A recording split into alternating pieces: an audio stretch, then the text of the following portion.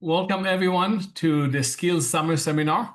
This is the last seminar of the summer. We're going to take a break. We're going to meet many of you at ILTA on Tuesday at the Skills Social Party at ILTA, and then we are going to have a couple of social events in New York and London in September. And then we're going to start the fall seminar series.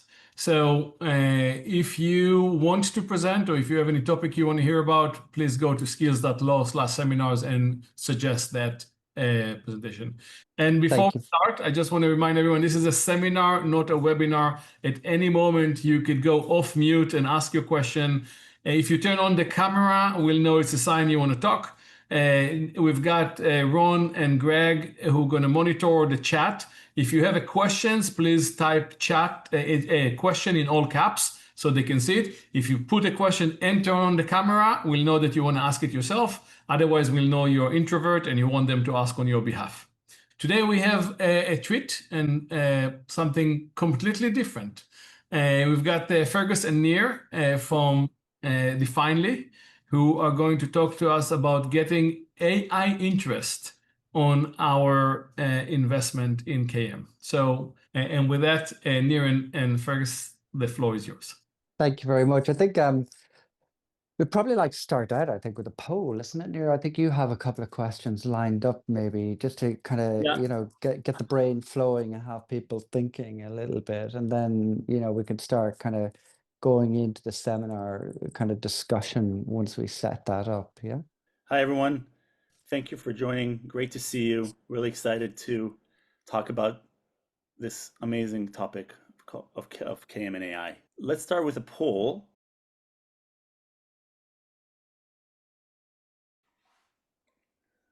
So the results are a poll. I'm going to speak also so that Fergus can also. So I'll be describing it. But what's going on here? So, Fergus, the results for our poll. Do you believe that the work you've done on KM over the years has been important for the firm's IA strategy? So we have 14 strongly agree, 3 slightly agree, 1 neutral, 0 slightly disagree, and 0 strongly disagree. Sorry, couldn't catch the nuance there. Okay, so that's really excited to hear that we have 14 people who strongly agree. And well, we have 1 neutral. Hopefully we'll get them converted. We're going to talk about how KM built Definely. Fergus, do you want to get started? Yeah, and like it's not as facetious as it sounds, actually, really, because really the story is about actually how knowledge built something. And I think what I'd love to do out of this kind of seminar is kind of really try to kind of like go through a practical kind of use case, but also a bit of the kind of theory as well. Like, because I think at the moment, there's a lot of people that look at this world and they kind of go, oh, it's super transformative, etc. And in some ways it is, in other ways it's really not, but the part that is transformative is really kind of the idea of like, how is it we now are in a phase that we can apply expertise to digital information and extract knowledge at scale? Because I think actually one of the fundamental issues that we've been having, I think, in the knowledge world, and I know definitely practicing as a lawyer, one of the things that was actually always to a certain degree a barrier was access to knowledge. And I think in framing that context, I'm going to try to use my words really carefully here. I just want everybody to go, like, I'm very much a proponent of the distinction between information expertise and knowledge.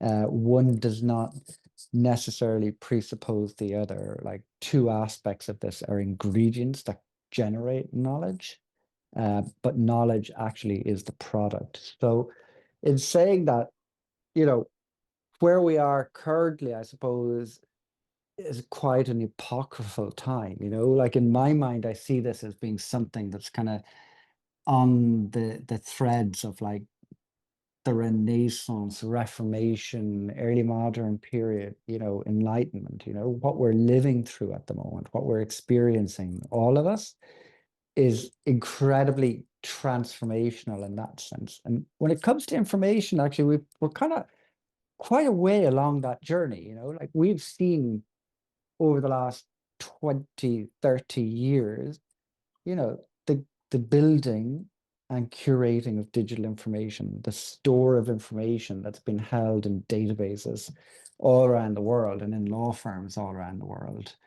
And equally too, we have people that we're using as knowledge experts, knowledge engineers to work with that information. And you have to ask, like, why is that? Because, you know, ultimately at the end of the day, information in its own right is static. Information is not knowledge. It requires something else to be applied to it. Yeah. And that is the expert. That is the expert who has put their time, energy, experience into building up a context and a nuance that they can look at certain things that are in that store of information. And from that, they can extract knowledge. And that store of information is pretty much there, you know, like there's so much of it at the moment, you know.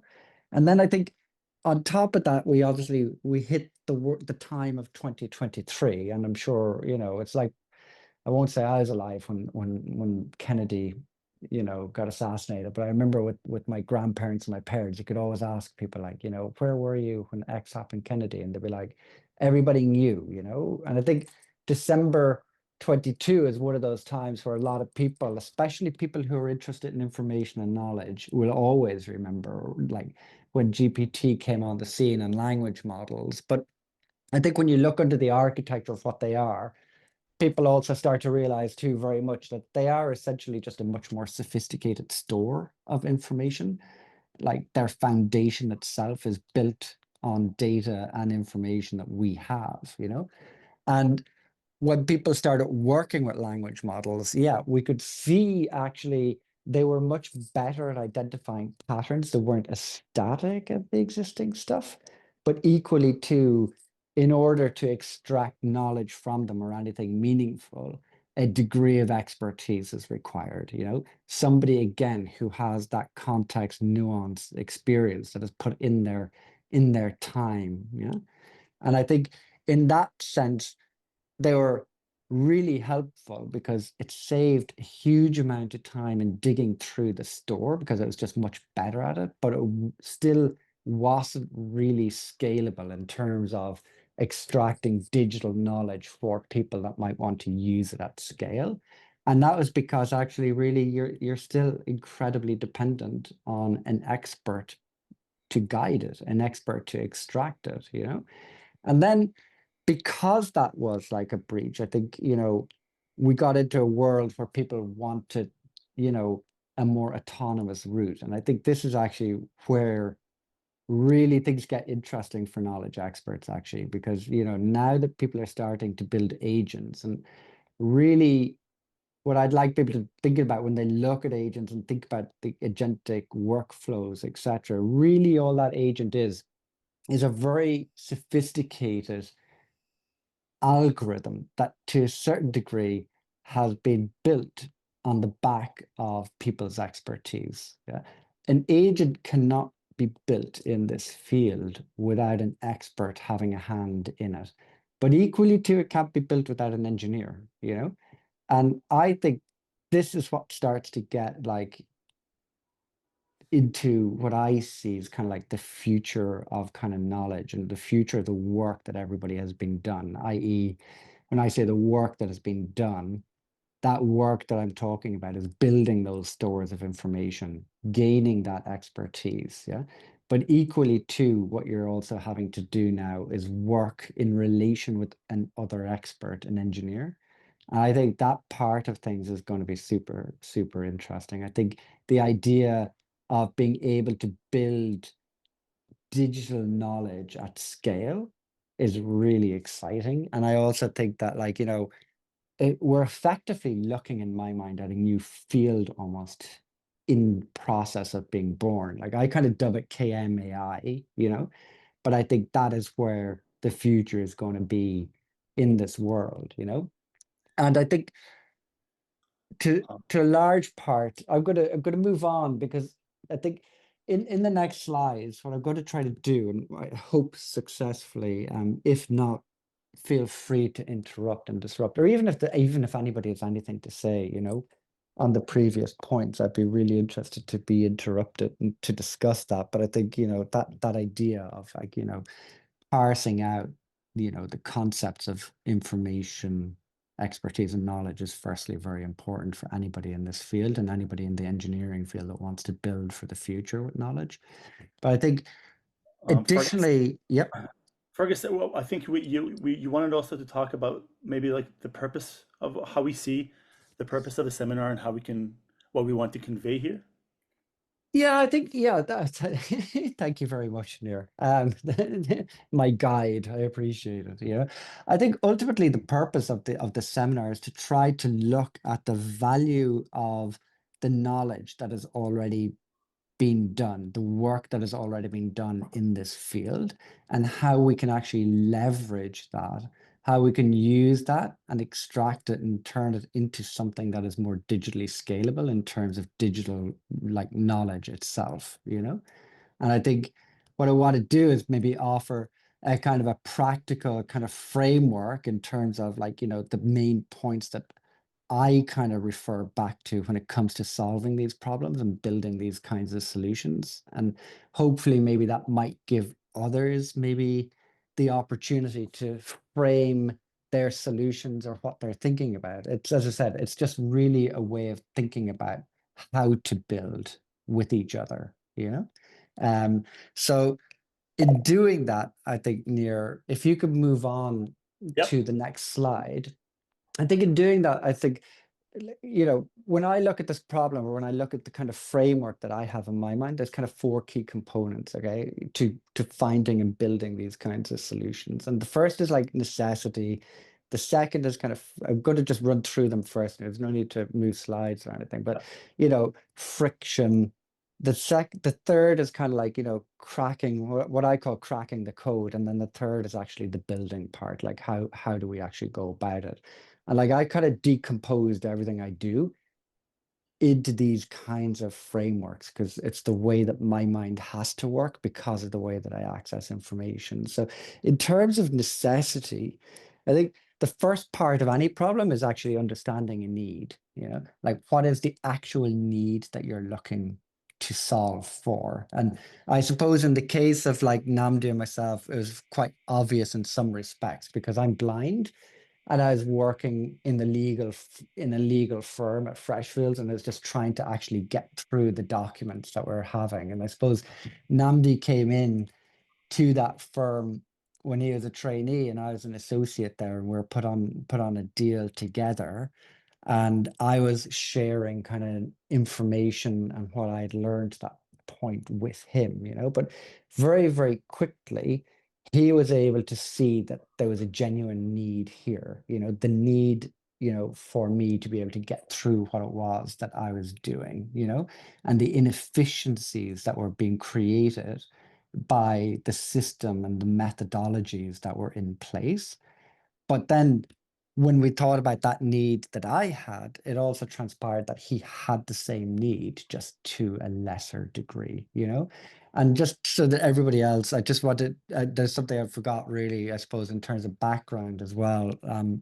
Like my original background was in computer science. I worked at Microsoft for several years, but because I'd become blinder, I had to study law and blah blah and became a lawyer, but that just so you know, so I already had this kind of structural kind of way of thinking about information in my mind from my experience in the past, but again, like our despite that need existing and despite the fact that we could see that there was a need there without actually having the knowledge or the expertise that we didn't have at the time, we couldn't build any solution. Yeah, we had to kind of be in some ways kind of patient and allow ourselves the time to actually build up that level of kind of nuance and context that we required in order to be able to actually even solve the problem in the first place.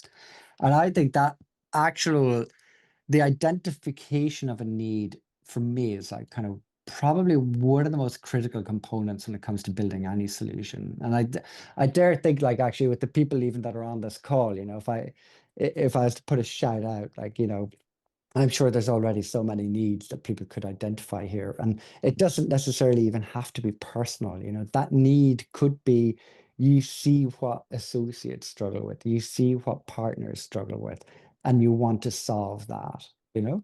And I think in respect to moving anywhere, I think this is where, when it comes to building, especially with technological solutions, people always say, you know, identify the problem first, you know? And I think my advice to anybody who's trying to kind of carve out their future in this field, or anybody who's working in this field, that always has to be the starting point, you know?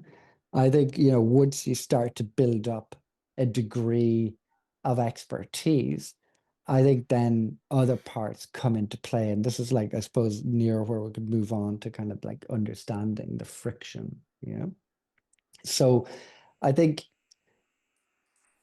we've identified our need, okay, and now we're kind of going into, I suppose, the weeds a little bit more when I talk about this, you know, the idea of like identifying the frictions, you know, and this could be a numerous number of things, you know, like for us, for example, we were working in extensively long, complex legal documents, you know?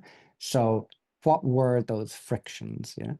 Well, one of the frictions is actually just accessing the relevant information, you know? Like when we were looking at these documents, it wasn't just information in the document itself. Yeah? It would have been related documents. It could have been even access to partner's knowledge. It could have been access to a senior associate. It could be a whole range of different things. But actually, you know, when it comes to solving a problem, like, and a need, unless you're actually able to have the expertise and the knowledge, and this again, you see, everything comes back to, like, you know, expertise ultimately. And that's, I think, one of the biggest points that I want to drive actually in all of this conversation is that, you know, so many people have been working for so long in these fields that, like, actually identifying problems, identifying those frictions, maybe it might be different in different scenarios, but ultimately, you know, there's nobody best placed to be able to look at this world and understand actually what the genuine friction points are, you know? I think the people who are on this call are probably the best in the world at looking at that and going, you know, when we see X, then we know that Y and Z are going to slow this process down. And then it becomes a question of like, well, what is it that we need to do in order to kind of get around Y and Z? You know, what is it that we need to do, or how can we solve for Y and Z? I think, you know, that ultimately then becomes, you know, part of the solution, you know, that decomposition kind of process that I was saying before, you know. I think once then you begin to kind of understand and become really kind of intimately familiar with that kind of friction point, I think you kind of move into the next phase of building. And I think this then again is like quite critical, and it's what I call cracking the codes of contract. And the reason I call it cracking the codes of contract is actually because that is where my area of expertise got built, was in learning how to navigate these documents. And I think I would doubt there's anybody on this call today that won't understand this point about like when you internalize knowledge, you know?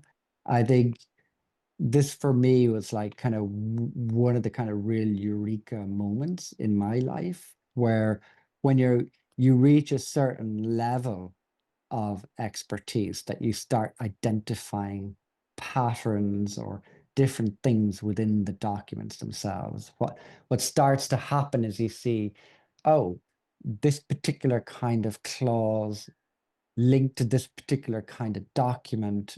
If that particular document is structured or changed this way, then this clause must be altered that way. And again, this is the kind of nuance, it's the kind of context that really language models don't have. Yeah, they don't have that expertise. They weren't built to have those kind of expertise. Yeah. And I think once you start kind of identifying those patterns, you become like really kind of, I don't know, like the best way I can describe it, I suppose, and maybe this will make sense to people, is like, you start to understand the topography of the document. For me, I always kind of felt like, every document in its own right was almost like its own map, and it was always pointing to or giving direction to or leading to something. And that's something you always had to find and bring back into the document vis-a-vis, the knowledge that is contained in that other something. Yeah.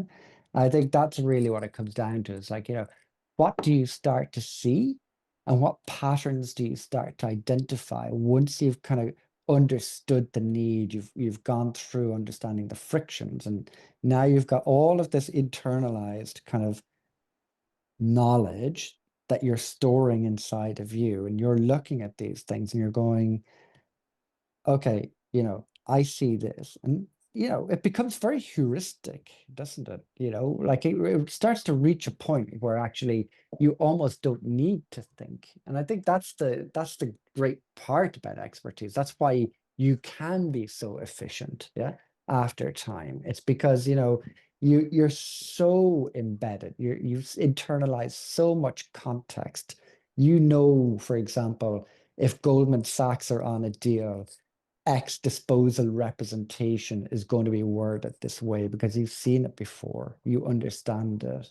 And I think that's so, so invaluable when it comes to kind of building out these kinds of solutions. And I think the the next part is actually where I think for the future, things will become really interesting, because I think what I said to date isn't really anything kind of new or ground shattering necessarily Hey, further. It's just a Fergus, framework for thinking. Yep.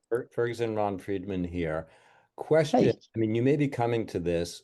I'm somewhat intrigued by your point that a large language model can't find the hidden structure. How do we know that's true? I mean, I'm not saying it's not, but there have been some pretty impressive performances of large language models. We have good information. They've been built on hundreds, thousands, or more of contracts. So do we know that in fact to be true? Yeah, I love the question. Okay, so like, um, I'm going to give you an additional part of my background. So, like, I also did a master's in cyber psychology as well. Just very recently, at the same time, language models were being built, and this was actually a really interesting point too, because a lot of it came out about the discussion between reasoning and what is reasoning and all of these different things. I think, like, when I think about your question, I think they are very, very good at predicting based on probability, but that in itself does not reason make. Yeah. No, I get Um, it. I get it. The stochastic pattern, the stochastic pattern. Part. Yeah. But I'm just trying to channel what I think someone at an AI company would say is, with the newer reasoning models, with GPT-5 having been released yesterday, the ability to iterate. I'm just trying to, I'm constantly trying to learn more about large language models, Gen AI, and it's not obvious. I mean, what you say may well be true, but it's just not obvious to me that it is. I think if I was a betting man, okay, I would say that a large language model at this point in time could probably extract 75-ish, maybe 80% of the knowledge that you would be looking for, given the right information. But it's not necessarily just about it being trained and based and grounded on the right information. Yeah. It's also about how the agent itself is built to look for that information and what it is that that agent is doing in the background. So if you looked back, and obviously, you know, you've followed this trend, like if you actually go back to when language models really first hit that scene, November, December 22, like by February 23, yeah, people were already starting to look at concepts like chain of thought, like, well, how do we prompt it to become more reason-like. Yeah. And then like after chain of thought, you had like, autogen, trying to build like the first platform for a kind of an agentic framework to do that for you so that you don't have to keep reprompting with these extensively long chain of thought type prompts that you're putting in the background. But if you still look underneath all of those hoods, what you're still left with is a form of prompting. Like an agent itself is still grounded to a large degree on a very sophisticated prompt, ultimately. If this, then that, there's a lot of that goes on underneath it. And to build them properly or reliably, I would put the question there, well, if you look at GTP5, would you still rely on it knowing that a legal expert had no hand in building it? Would you rely on it knowing that a legal expert did no evaluation on its output to Well, but ensure the that's quality a, of the knowledge? you're asking a somewhat orthogonal question to what I was posing. I would not right now. Well, I can't say about about 5.0 because I haven't seen it, but so far I would not rely for heavy legal work on a frontier model because of the risk of hallucination, but that's a separate consideration from is it finding the patterns?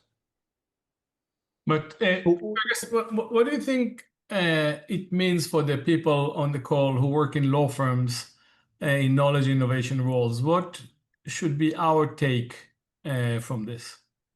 I actually think, like, for me personally, I actually think it's, if I was working in knowledge, I'd be super excited. But that's what I would take from it. But like I would also be very cognizant that like I need to be able to learn the language to some degree of engineering, I think an awful lot of information and knowledge transfer is actually lost between the two because they simply don't speak the same language. I think that actually if I was in knowledge working in the field, that would be one of the things I would be trying to really work on is how do I communicate my internalized expertise in a way that it can be algorithmatized? Because at the end of the day, that is what is being done with agents and with the future and the way things are going. It's like algorithmatizing internalized knowledge so that we can actually scale the knowledge itself. I think that's it's exactly what we do need to focus about how we make the firm's knowledge consumable by AI and AI ready. But what does it mean in your perspective, giving your experience? What do you think we need to do to make the knowledge AI ready? Well, I think the first thing is like obviously, to be honest with you, I think a lot of that work actually has been done over the last 20, 30 years.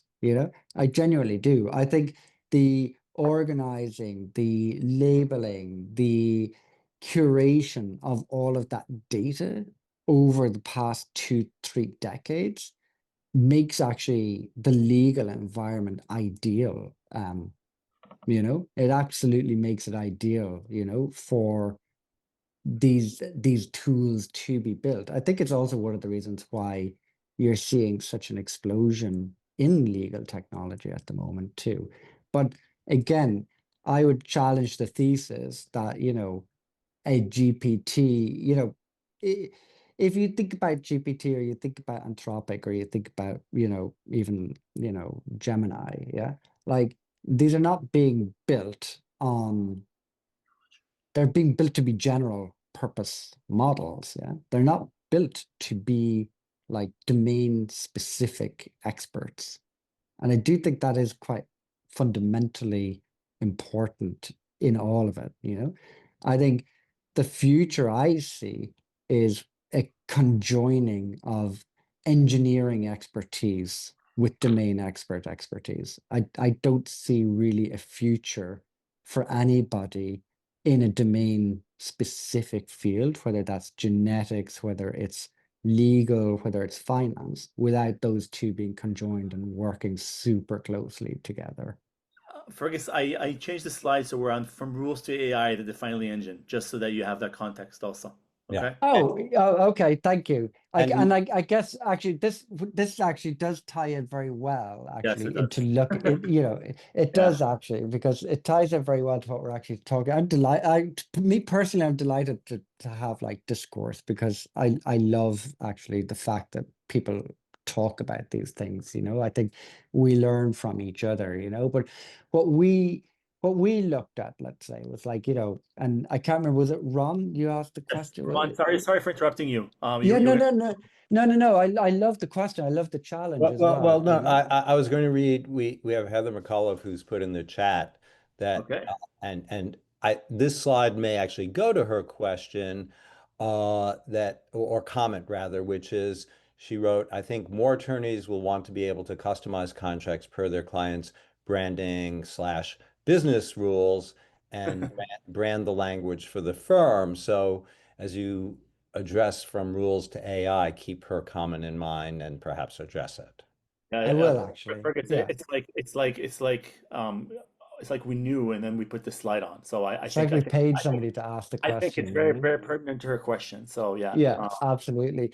And again, I look, like, this is new to everybody, okay? Like, I suppose maybe I was slightly advantaged in the fact that I did come from a computer science background, so actually my mind was always able to think in terms of, like, how something runs in kind of a very kind of code like way, and I think when I look at this kind of from rules to AI, what I'm talking about here is, like, when Namdi and I were looking at, like, our contracts, when we were looking at our systems, what we then had to do is, like, we literally wrote those rules down on paper, like, if X, then this, if Y, then that, if Z, then this. And we were looking at all these patterns. Like, we knew, for example, when you look at the lemma of a defined term, and I know that's maybe, I'm using it as a technical term here, but I think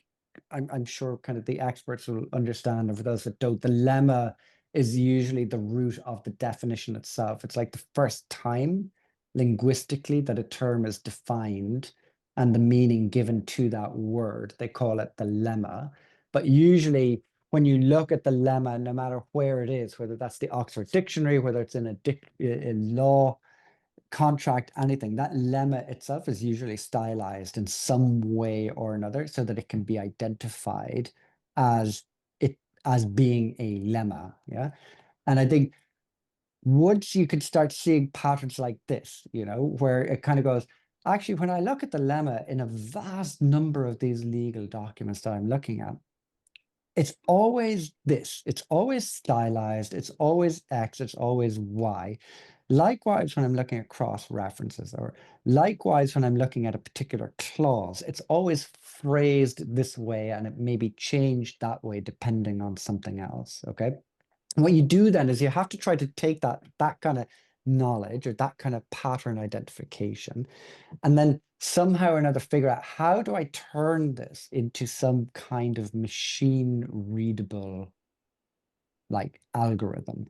Now, for us, that was regular expressions, because regular expressions in computer science terms is like what they use when it comes to finding syntactic patterns within something. So we were able to kind of go make a regex that looks like this, that's finding this pattern in the document.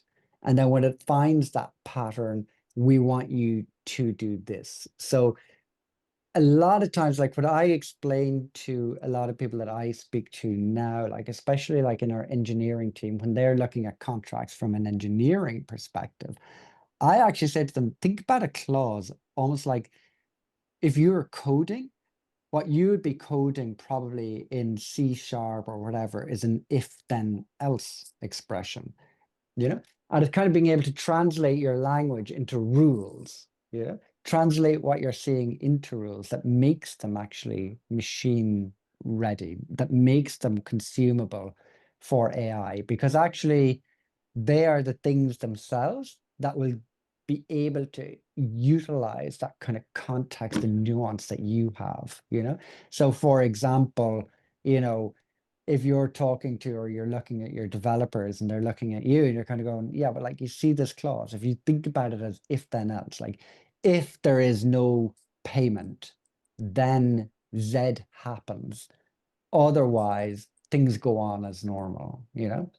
And that's how we kind of said, like, you know, from rules to AI, because actually, once we had established those rules, once we had been able to get developers and work with developers to build those rules, we were then able to extract that knowledge from our contracts. And now that you're able to extract that knowledge from your contracts, that makes it actually way easier for our language models to work with the product that we have, because actually we're able to feed the context the way we have kind of disambiguated and decomposed the contract itself using those rules. When you feed that into the language model, it actually makes the outcomes way more powerful, because now the language model is actually able to have a really good framework around what it's doing to extract the information you want it to extract from the actual contract itself. I think, you know, it might be maybe a good place near to kind of like, maybe it's a bit hard sometimes, like, you know, just on words alone to kind of imagine, but unless there's other questions around that particular point, I don't know. Do you feel, Heather, I addressed that sufficiently, or is there anything else you'd like to ask in relation to that question that you had? If you don't feel I addressed it properly, just shout or write in caps, and somebody will say you're being shouted at. You know. No, that was great. I continually hear from attorneys that, you know, the firm needs I'm with Morrison Forster, we need a MoFo brand, or so that anyone who looks at a contract drafted by MoFo knows it's by our firm. So I've heard that a lot. Yeah. Interesting. Yeah. Interesting. Very interesting. And do you mind, like, because this is like educational also for me, you know, and I'm not really massive into, like, you know, bi-directional conversation and information. Do you mind me asking, like, how you're addressing it, or how do you frame the problem yourself, like in terms of, you know, what you think you would like to do, or do you even have a framework around how you resolve that with kind of AI or not? We have templates, we have master forms within a system called Knowledge Exchange. I think Oz is very aware of that since he started it. And we keep track and work, you know, periodically, continually with the different attorneys. That this is largely for the M&A group, I would say, especially. There's a lot of other transactional practices, but they're really the ones driving it, I would say. And yeah. Have you considered then, you know, the possibility of, let's say, you know, with the templates and with the related documents that you have that tie together, let's say, you know, maybe a DD report or other aspects that might go with it, like sitting down, let's say, you know, taking, obviously, you know, your knowledge experts in these areas, and like with, let's say, an engineer, and kind of going, okay, this is actually the digital information we have. We know we have all of this information. We need something that could tie it together to complete or help complete the workflows that these people are doing in a very specific way. Like, is that an exercise that you've done or are thinking about, or anything like that? Because for me, this is where I'm going, you see, is when I say the future with KMAI, it's actually in that relationship. It's in the relationship between those two experts to communicate with each other to build those solutions within and from the information exactly like what you just said you have, you know? Yeah, yeah. I think we do have periodic workshopy type meetings with them. And Yeah, you know, I think it's an ongoing thing. yeah, We also yeah, launched a sort of internal campaign around submit your ideas for a mofo agents kind of thing. So that's yeah. another another Interesting. um, Yeah, and we're getting some good traction there, but yeah, our ideas that they're willing to share. So yeah, yeah. yeah. And I think the other part of that too, though, is actually traditionally, I think with law firms, I think, you know, and this is actually really you actually now start to touch on another very super interesting point with all of that. I know maybe we're going off piece there. Sorry, don't freak A out. little, We just my question to Heather. My question to Heather would be, when they say that they want people to know that this is their brand, these Mm. are their deals, was there something specific they had in mind? Was it the drafting? Was it the format? What I mean, I'm just wondering. I'd really love to hear like what people think in your firm about that. I don't know what was that. What was the thinking there? I think it's a few things. It's like the style in which it's written, the provisions they use, um, but really more a style thing, that a oh, style of writing, perhaps. yeah. Yeah. Ah, so interesting. It is. Yeah. Yeah, That's really no, no, that's really like no, because this is kind of I like I was told to refrain from swearing. I'm sorry, but like I'm generally very loose with my language. I'm trying to be contained because I get like a little bit overexcited very easily with stuff like this because I just live for this kind of stuff. You know what I mean? It's like, you know, when you're 52 years of age, blind, running a legal tech company, you know, it's like you gotta live it. You know, um, and I think. Maybe it instills the confidence kind of thing in this is, you know, a mofo deal or something. Yeah. But like, you well, know, I and I get bet it you completely. there's a way it can be done for it. Yeah. Go on, sorry. I'm just saying that that makes total sense. I can totally see stuff that could be done there. So, Yeah. um, so I think it's super interesting. It is near. And I think where actually that discussion led me in my mind to though was that like one of the soft spots, or I think one of the weaknesses where law firms currently are at, Mhm. yeah, is they have a terribly deficient ML ops, ML engineering expertise Yeah, within the firms themselves. And 100%. I think like law firms are going to only be able to work in two directions here. They're either going to third party solutions, yeah, where they're going to partner and build with people, yeah, like the kind of co-building, co-creating, yeah, or they're going to staff up internally.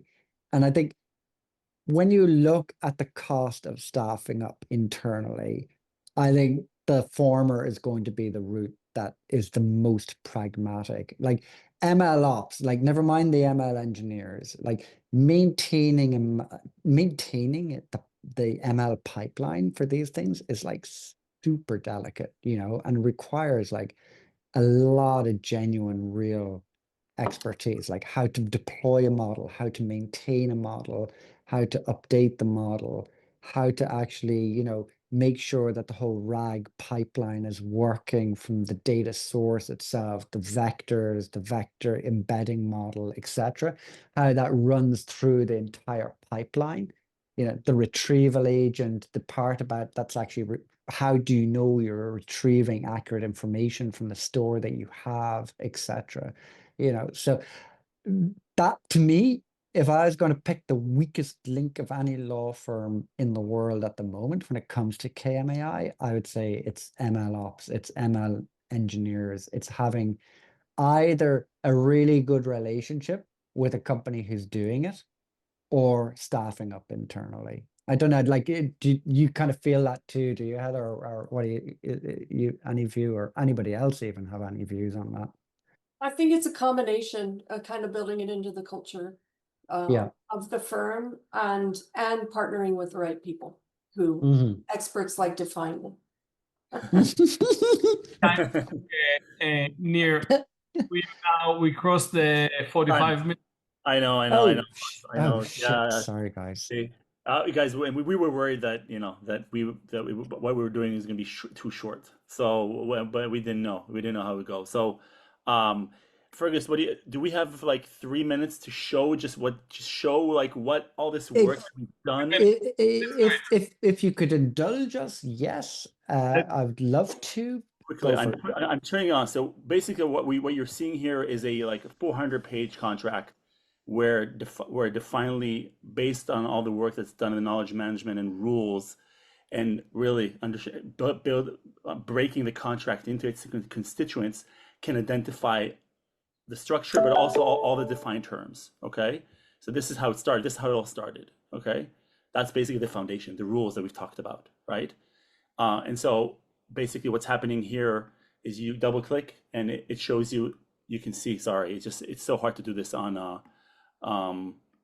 here like that. Sorry, I apologize in advance. I knew it's just a player here. So, so it shows you could, by double clicking, you can see the definition. But what's really interesting is that we've taken all this and we've built 5 several agents, okay? Because we have a lot of products. Each of the product has become an agent, and we have an agent that orchestrates all the various agents based on tasks, okay? And so we also have a vault product, which basically helps you store and find clauses, okay? So this is it. This is our agentic framework, which is, it's overlaid on top of all the rules that we've built. As you can see, what we're doing here is that we're asking the agent, based on the contracts that we have in our vault, are there any clauses missing in this agreement that we could typically expect to see? Okay, and it's able to do that both because it has a very deep knowledge of the structure of contracts, but also because with Vault we've parsed everything into embeddings and into we're able to understand the semantic relationships between both contracts and clauses, and then it's then able to understand what is missing. Okay, and as you can see, of course, where there's complete explainability, it shows exactly what it does.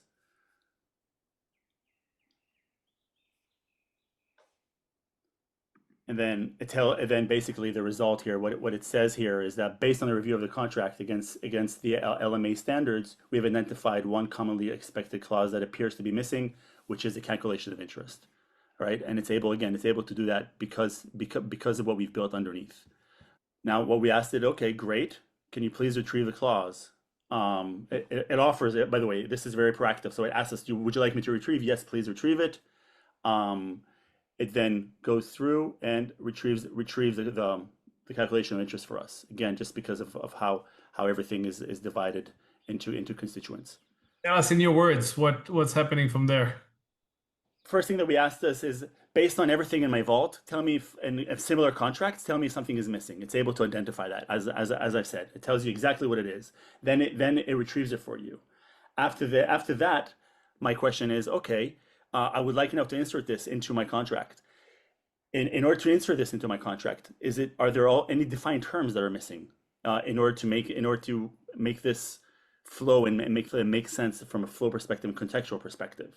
It's able to identify that, again, because that's very much what we have underneath. And then the next thing that it's able to do is I could ask it, where should I place this clause? So I'm a junior person. I don't know where normally these clauses are usually placed in such a long contract. Can you help me and tell me where I should place this clause? It will tell you exactly where it should be placed. It will take care of all the formatting for you, everything automatically, so that everything is maintained.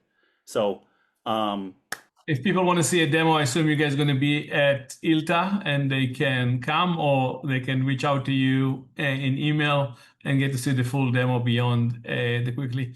I want to thank you very much, both of you. I see there is the QR code, people who want to get in touch and learn more. So there's another way to do it. This was fantastic. In the chat now, everyone have a link that Stephanie put for the feedback. We would love to know what you like, what you don't like, what you want to see more as we start designing the fall sessions. So please tell us what you think and what would most interesting to you. And with that, have a nice weekend and see you, many of you at ILTA next week. Thanks, Thank everyone. you. Thank you Great very to see you. much. Thank you very much for having us.